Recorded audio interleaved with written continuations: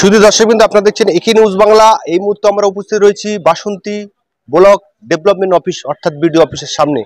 আমাদের সঙ্গে রয়েছেন জয়নগর লোকসভা কেন্দ্রের আইএসএফ-এর এবারে লোকসভার প্রার্থী মেঘনাথ হালদার মহাশয়। আজকে মেঘনাথ হালদার মহাশয় এই বাসন্তী ব্লকে এসেছেন, যে জায়গায় উনি ভূমিপুত্র। সেই জন্য এলাকার মানুষ উচ্ছ্বাস, এলাকার মানুষ যারা আইএসএফ কর্মী এবং এলাকার যারা মানুষ আছে তারা বেরিয়ে এসছে। উনি থানাতে গিয়েছিল পারমিশন নিতে, যে থানা থেকে কোনো রকম ভাবে ওনাকে পারমিশন দেওয়া হোক আজকে এই এলাকার যে মানুষগুলো এসছে তাদের সঙ্গে কথা বলার জন্য। কিন্তু বাসন্তী থানার যে অফিসার আছে আর উনি বললেন না, আজকে কোনো রকম ভাবে আপনি অনুমতি ছাড়া কোনো রকম কোনো র্যালি, কোনো রকম কোনো রাজনৈতিক কিছু করতে পারবেন না। যদি আপনি করেন তাহলে কিন্তু আপনার বিরুদ্ধে আমরা আইনত ব্যবস্থা নেব। তখনই আমার মনে হয়েছিল যে সত্যি সত্যি যদি এই থানার বড়বাবু ইনি যদি সন্দেশখালী থানায় যদি দায়িত্ব থাকতেন তাহলে শেখ শাহজাহান, শিবু হাজরা এবং উত্তম সর্দাররা এত বাড়াবাড়ন্ত হয়তো করতে পারতো না। ক্ষণিকে কিন্তু আমার এই ভুল ধারণাটা ভেঙে গেল যখন এই মেঘনাথ হালদার বাবু, ওনার ভূমিপুত্র, আমি বললাম যে উনি ওনার বাড়ি যেতে চেয়েছিল। উনি থাকে সোনারপুরে ফ্যামিলি সমেত, ওনার পৈতৃক ভিটে, এই জায়গায় বাবা মার ভিটে, সেই জায়গায় এসছে। ওনার মা দেখলাম, ওনার দাদা বাড়িতে খাওয়া দাওয়ার আয়োজন করেছে। কিন্তু থানার বড়বাবু তখন বলছেন যে আপনি আজকে কোনোভাবে ওই জায়গায় যাবেন না, কারণ ওই জায়গায় গেলে সমস্যা আছে। কিসের সমস্যা? শাসক দল অর্থাৎ তৃণমূলের কিছু বাহিনী নতুন বাজার বলে একটি জায়গা আছে, সেই জায়গায় তারা জড়ো হয়েছে মেঘনাথ বাবুকে হেনস্থা এবং মারধরও করতে পারে। সেই ভয়ে থানার বড়বাবু বলছে যে আজকে কোনোভাবে আপনি সেই জায়গায় যাবেন না। আমরা দেখলাম যে মেঘনাথ বাবুর বাড়িতে গিয়েছিলাম, ওনার বৃদ্ধা মা ওনার জন্য মাছ এবং বিভিন্ন রকম খাওয়া দাওয়ার আয়োজন করছিল। ভাবে দেখেছেন?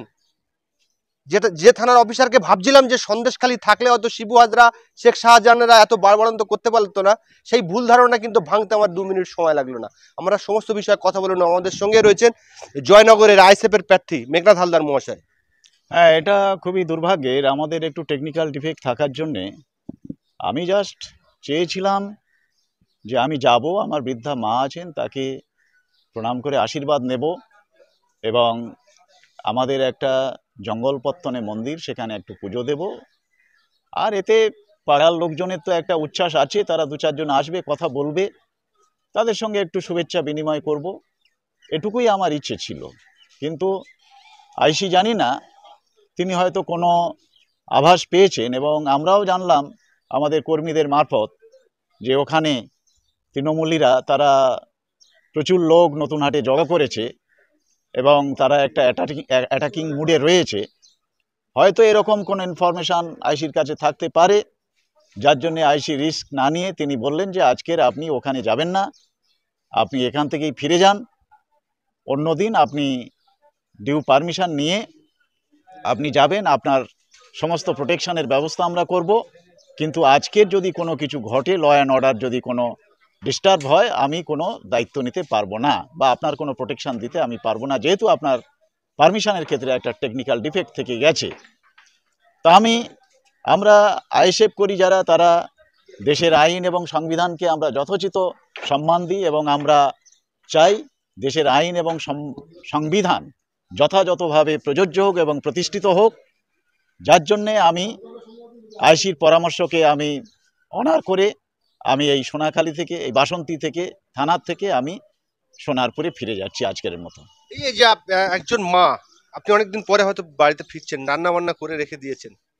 প্রশাসন তো মানুষের মানে নিরাপত্তা দায়িত্ব তাদের, যে একজন মায়ের ছেলে মায়ের সঙ্গে দেখা করতে যেতে পারবে না, এ কেমন ধরনের প্রশাসন? এনারা কাদের দ্বারা পরিচালিত চলে? পশ্চিমবঙ্গের প্রশাসন বলে কিছু আছে বলে আমার মনে হয় না। আমার কেন, পশ্চিমবঙ্গের আপামর জনসাধারণের তারা জানে যে প্রশাসন বলে কিছু আছে বলে অন্তত পশ্চিমবঙ্গবাসী মনে করতে পারছে না। আজকের যে বাংলায় রাজনীতির সৃষ্টি হয়েছিল, যে বাংলা নবজাগরণের পীঠস্থান, ভারতবর্ষের প্রথম নবজাগরণ হয়েছিল, শিক্ষা সংস্কৃতিতে যে বাংলা সারা বিশ্বে একটা সুনাম কুড়িয়েছিল, আজকের সেই বাংলার সব কিছু ধ্বংস করেছে এই তৃণমূলী সরকার, এবং যার জন্যে মানুষ এদের ক্ষমা করতে কোনোদিন করবে না। আর আজকের এই যে মানে শাসক দলের ছত্রছায়া থেকে আপনি যে বললেন শেখ শাহজাহান, এরা কোন জায়গায় চলে গেছে যে রাত দুপুরে ঘরের মেয়েদের এবং ঘরের গৃহবধূদের, তারা বাছাই করা গৃহবধূ এবং সুন্দরী মেয়েদের তারা রাত দুপুরে ডেকে পাঠায় পার্টি অফিসে পিঠে করার জন্য, এবং সেখানে তারা রাত কাটাতে বাধ্য করে।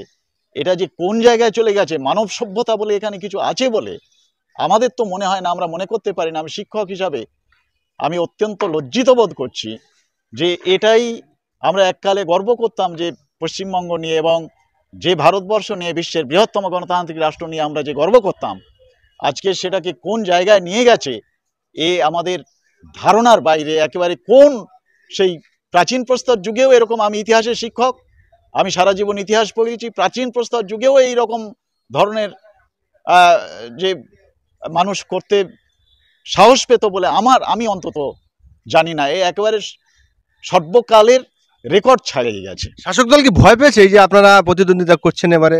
শাসক দল তো সম্পূর্ণ ভয় পেয়েছে, কেননা এদের সঙ্গে তো এরা তো জনবিচ্ছিন্ন হয়ে গেছে, জনগণ তো এদের সঙ্গে নেই।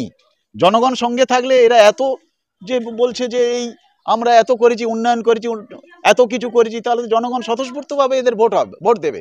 তাহলে এদের মার্শালম্যান নির্ভর হয়ে যেতে হচ্ছে কেন? আর আপনারা জানেন এই তো বাসন্তীর পাশে ক্যানিং পশ্চিম, এখানে 274টা সিট ছিল গত পঞ্চায়েত ভোটে, পঞ্চায়েত সমিতি এবং জেলা পরিষদ করে 274টা সিট ছিল। সেখানে একটিও বিরোধী দল, কোনো বিরোধী দল একটিও নমিনেশন দিতে পারেনি। বিডিও অফিসের মধ্যে গুন্ডা মোতায়েন ছিল। আমি নিজে যখন প্রথম দিন গিয়ে বিডিও অফিসে ঢুকেছি, আমাকে বিডিও অফিসের ভেতর থেকে টেনে হিঁচড়ে নিয়ে নৃশংসভাবে মারধর করা হয়েছিল। এই তো গণতন্ত্র, এই তো পশ্চিমবঙ্গ। প্রচার আপনি শুরু করেছেন, কেমন সাড়া পাচ্ছেন?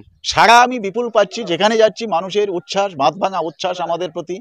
নওশাদ সিদ্দিকী যে একটা নতুন রাজনৈতিক ঘরানা তৈরি করেছেন, যে গণতন্ত্রের পুনঃপ্রতিষ্ঠা এবং হিংসামুক্ত রাজনীতি, আদর্শ সমাজ প্রতিষ্ঠা, মানুষের হকের পাওনা, বিশেষ করে যারা অনগ্রসর শ্রেণীর মানুষ তাদের হকের পাওনা পাইয়ে দেওয়ার যে প্রতিজ্ঞা নিয়ে নওশাদ সিদ্দিকী ময়দানে নেমেছেন, তাতে করে আপামর জনসাধারণের মন আইএসএফের প্রতি আকৃষ্ট এবং তারা আইএসএফকে ভোট দেওয়ার জন্য তারা মুখিয়ে আছে এবং তারা প্রস্তুত, যার জন্য এরা ভয় পেয়েছে এবং আইএসএফকে বিশেষভাবে ভয় পেয়েছে। এই যে আমরা দেখলাম 2009 থেকে এই জয়নগর লোকসভা কেন্দ্রটা কার্যত তৃণমূলের দখলে আছে। তরুণ মণ্ডল প্রথম জিতেছিল এসোসিয়ার, তারপরে তরুণ মণ্ডলের পরে প্রতিমা মণ্ডল দুবারের এই জায়গার সংসদ, পরপর দু জায়গায় বেশ ভালো মার্জিনে জিতেছে। তাহলে কি এরা এইভাবেই মানুষকে ধমকে চমকে ভয় দেখিয়েই 3বার জয়ী হয়েছে বলে আপনার ধারণা? একেবারে সঠিক ধারণা আপনাদের। ভোট হলে এদের মানুষ এদের নেবে না, এরা সেটা জানে, তাই এরা মার্শাল পাওয়ারকে মানে নির্ভর করে এরা ভোটগুলো লুট করতে ব্যস্ত। ভোট প্রচার আমার শুরু হয়ে গেছে এবং এই প্রোগ্রামটা আমরা অচিরেই করব। আগামী শনিবারের মধ্যে এই প্রোগ্রামটা আমরা করব, এটুকু আমাদের, এবং ডিউ পারমিশন নিয়ে করব। এবং আইসি বলেছেন যে আপনাকে যথাযথ প্রোটেকশনের ব্যবস্থা আমি করব, সেটা আমরা ওই দিনেই দেখব। এই র্যালিটা গত শনিবার ফের কি এই র্যালি করবেন? হ্যাঁ, আগামী শনিবার আমাদের এই র্যালিটা করার একটা ইচ্ছা আছে।